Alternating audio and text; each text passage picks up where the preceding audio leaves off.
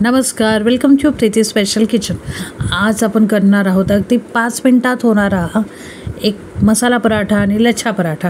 तर चला बघूया। असं अगदीच मुंबईत छान पाऊस पडत आहे ह्या आजच्या दिवसात, तर पटकन असं भजी वगैरे करण्याच्या अगदी साधं सोपं आणि झटपट, कमी तेलकट आणि छान असं खुसखुशीत चहासोबत हा मसाला पराठा झाला अगदीच कमाल।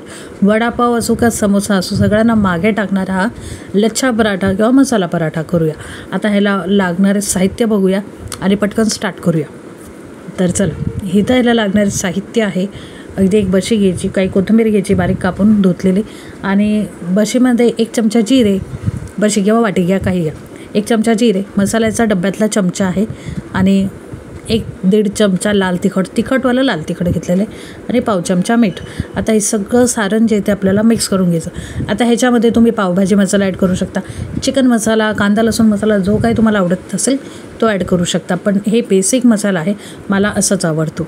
माझी लहानपणाची खूप आठवण आहे। मला जेव्हा केव्हा भाजी आवडत नसायची ना, ते मी माझ्या मम्माला सांगायचे तिखट चपाती कर, की म्हणजे तिखट पराठा कर, हा तो तिखट पराठा।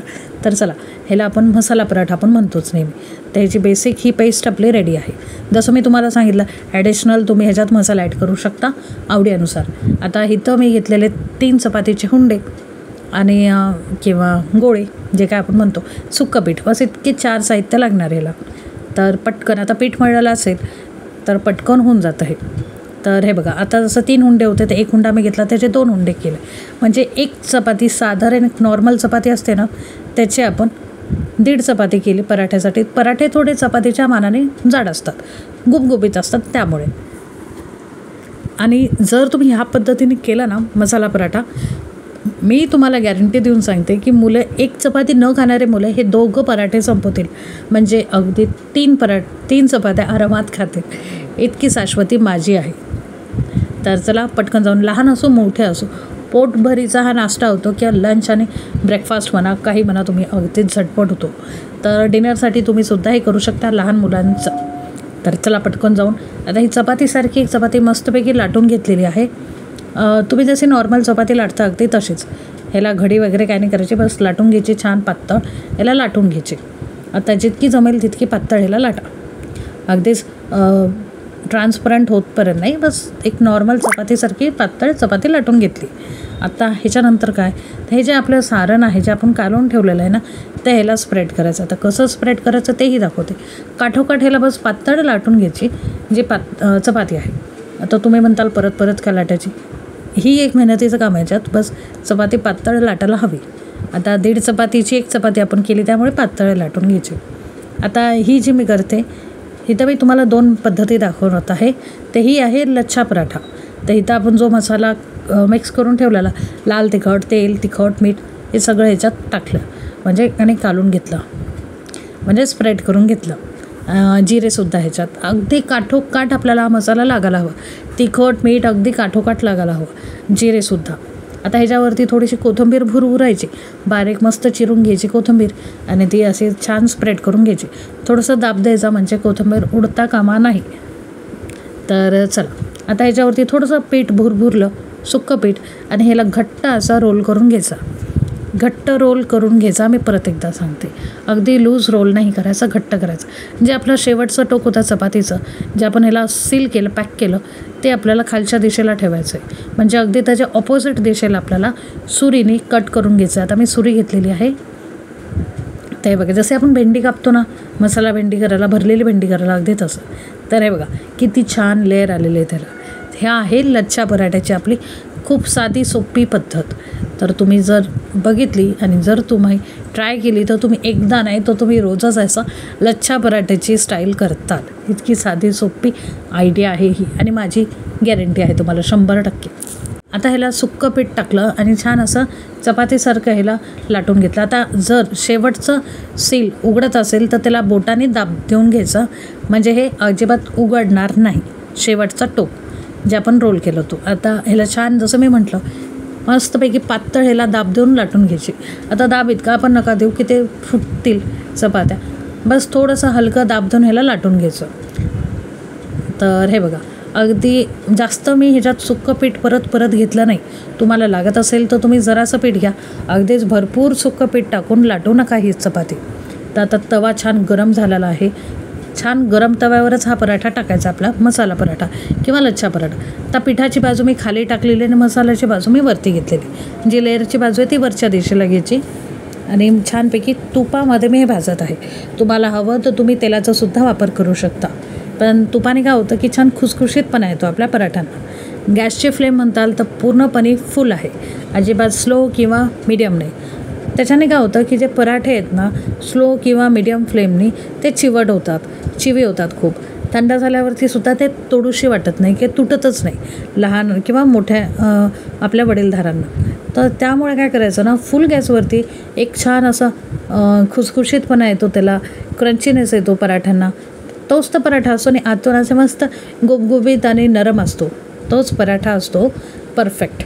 तर चला, आता आपला पराठा जो आहे तो आलटून पलटून छानपैकी तूप लावून मी भाजून घेतलेला आहे. आणि तुम्ही बघत असताल हळूहळू जसं आपण भाजत आहोत आपल्या लच्छा पराठ्याला एक पदर सुटत आहे. जसं तो फुलत आहे आतल्या आत, जसं त्याच्यामध्ये स्टीम क्रिएट होत आहे, तसं त्याला छानपैकी पदर सुटत आहे ना. आपला लच्छा पराठा अगदीच भारी झालेला आहे आणि मागच्या बाजूने तुम्ही बघू शकता छान खुसखुशीत आणि कुरकुरीत असा भाजून रेडी आहे. तर चला, आता पटकन जाऊन हा सर्व करूया आणि तुम्हाला दाखवूया हे जे लच्छे किती छान निघालेले आहेत. तर आहे ना परफेक्ट असा लच्छा पराठा, अगदी साधा सोपा झटपट. मुंबईमध्ये पाऊस पडत आहे तर चहासोबत हा लच्छा पराठा तर व्हायलाच हवा. तर मसाला पराठा किंवा लच्छा पराठा जे काय तुम्हाला आवडत असेल ते म्हणू शकता. माझी मम्माने ही आयडिया मला शिकवली पराठा असा फोडून खाण्यासाठी. तर आय होप तुम्हाला ही आयडिया आवडली असेल. अगदी फोल्ड करून त्रिकोणी समोसासारखं फोल्ड करायचं आणि मस्त त्याला फोडून घ्यायचं. आता हे जे मी सुरी वापरले ना, हे आतली जी स्टीम आहे ना ती काढण्यासाठी, तो पदर उचलत नव्हता त्यामुळे. आता दुसरी पद्धत मी तुम्हाला दाखवते. एक लच्छा पराठा तर झाला आता आपला. आता आपल्याला करायचा आहे रुमाली पराठा किंवा एन्व्हलप पराठा. आता हा कसा करायचा, सेम एक तोच हुंडा घेतला दुसरा आपला, असं छान पातळ ह्याला लाटून घ्यायचं. आता हा पातळ नाही लाटला तरी चालेल, कारण की हा पराठाच आपल्याला थोडासा जाड ठेवायचा आहे पहिल्या पराठ्यापेक्षा. आणि जे काय सारण होतं रिमेनिंग मसाला होता, लाल तिखट, मीठ, हळद, हळद म्हणते, मीठ, जिरे, तेल, हे सगळं पूर्ण मसाला मी काढून घेतला आणि पूर्ण ह्याला लावून घेतला. कारण की हा थोडासा जाड होणार आहे आणि थोडासा गुबगुबीत होणार आहे, त्यामुळे जास्त थोडंसं एक अर्धा चमचा जास्त आहे, जास्त नाही, अगदी अर्धा चमचा जास्त ह्याला सारण. तर अगदी काठोकाठ ह्यालासुद्धा सारण लावून घेतलं तिखट मिठाचं आणि मस्तपैकी सुक्कं पीठ भुरभुरलं आणि मग कोथिंबीर टाकली छान स्प्रेड करून. आणि आत्ता ह्याला एन्व्हलपसारखं जसं मी म्हटलं, ह्याच्या आतमध्ये तुम्ही चीजसुद्धा टाकू शकता, चीजचे क्यूब किंवा चीजचे स्लाईस ॲड करू शकता ह्याच्यामध्ये. आणि असं रुमालासारखी एन्व्हलपसारखी घडी घालायची, सुक्कं पीठ लावायचं आणि मस्तपैकी याला लाटून घ्यायचं. आता बरेचसे जण ह्याला चौकोनी आकारातही करतात, पण आता आपल्या हाताला कशी की सवय होते, अगदी त्रिकोणी असो का चौकोनी असो ते आपोआप गोल आकार घेतच. तर बऱ्याचशा जणांना जमत नाही, पण माझ्या हाताला तरी चौकोनी आकार जमतच नाही, तो बरोबर आपोआप गोल आकार घेतोच, किंवा त्रिकोणी केलं तरी तो आपोआप गोल आकार येतोच. तर चला, तर हे बघा इथं मस्तपैकी असं दोघा बाजूने अलटी पलटी करून हे जे पराठा आहे ते मी लाटून घेतलेला आहे. आणि जसं मी म्हटलं की अगदी हा जास्त पातळ नाही करायचा, ह्याला थोडंसं जाडसरच ठेवायचं. आता जे बाजूला फुटलेले ते जिरे वगैरे नाही आले, त्याच्यातून जस्ट कोथिंबीर आणि थोडंसं तेल जास्त होतं त्यामुळे ते फुटलं, थोडं मसाला बाहेर नाही आला. तवा परत मी छान फुल गॅसवरती गरम करून घेतला, थोडंसं तूप टाकलं. जसं मी म्हटलं पिठाची बाजू खाली ठेवायची, कारण की ती भाजायला हवी ना चांगली, त्यामुळे. आणि जी सुकी बाजू आहे ज्याला जास्त पीठ नाही ते वरच्या दिशेला ठेवायचे. आता पटकन जाऊन ह्याला 1 ते 2 सेकंडच लागतात. लगेच कोणताही पराठा किंवा चपाती भाजताना 1 ते 2 सेकंड त्याला भाजू द्यायचे. आपण काय म्हणतो भाकरीला पचू द्यायची, तसेच ती पचू द्यायची चपाती किंवा भाकरी का पराठा 1 ते 2 सेकंड. आणि नंतर ह्याला ट्विस्ट केलं म्हणजे पलटी केलं आणि छान ह्याला तूप लावून घेतलं आणि मस्तपैकी खरपूस ह्यालासुद्धा भाजून घेतलं. आणि जसजशी ही सुद्धा पदर सोडेल किंवा गुबगुबीत होईल ना, फुगेल ना, तसतसं ही सुद्धा आपले पदर सोडेल. तर ह्या पराठ्यामध्ये सुद्धा खूप छान असे लेयर्स येतात, खूप छान असे पदर सुटतात आणि खूप छान खुसखुशीत आणि भरपूर पदराचा हा पराठा होतो. हा सुद्धा मसाला पराठाच आहे आपला. बट जर तुम्हाला ह्या पद्धतीने आवडत असेल तर तुम्ही ह्या पद्धतीने करू शकता, त्या पद्धतीने आवडेल तर त्या पद्धतीने करू शकता. आणि जसं मी म्हटलं की ह्या पद्धतीमध्ये तुम्ही चीजसुद्धा ॲड करू शकता. स्लाईस चीज टाकायची तर स्लाईस चीज ॲड करा, किंवा मग किसून टाकायची तर किसूनसुद्धा ॲड करू शकता. आय होप तुम्हाला ही रेसिपी नक्कीच आवडली असेल. तर हे बघा, अशा पद्धतीने दुसरा पराठासुद्धा मी फोडलेला आहे. आणि हे बघा, हा आपला एन्व्हलप पराठा, हा सुद्धा मी तसाच आता ह्याला सुरी बिरी घ्यायची काही गरज आहे. मी जस्ट तुम्हाला दाखवलं की असे सुरीने कापतात, पण हे आपोआप जसा मी फोडला तसा हा फुटला. आणि किती छान असं ह्याला पदरसुद्धा खूप छान गुबगुबीत आणि खुसखुशीत हे पराठे झालेले. तर आय होप ह्या पावसामध्ये मस्तपैकी गरमागरम चहासोबत हा पराठा कोणाला आवडणार नाही. मसाला पराठा लहान असो किंवा मोठे असो सगळ्यांनाच आवडतो.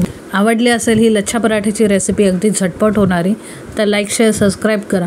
आणि मस्ट ट्राय आहे, मस्ट ट्राय करा आणि कमेंट करून नक्की सांगा, कारण की सगळं करणं निःशुल्क आहे, फुकट आहे. अजून एक गोष्ट, हा पराठा कोणत्या कॉम्बिनेशनसोबत खायचा, दही, चहा, कॉफी असं जरी खाल्ला तरीही चालतो, आणि आमरस असला तरीही चालतो. अगदी झटपट होणारा, टिफिनसाठी बेस्ट आहे, आदल्यामधल्या भुकेसाठी, संध्याकाळच्या नाश्त्यासाठी सुद्धा बेस्ट आहे, सकाळच्या नाश्त्यासाठी सुद्धा. ट्राय करा आणि व्हिडिओ शेवटपर्यंत बघण्यासाठी खूप खूप धन्यवाद.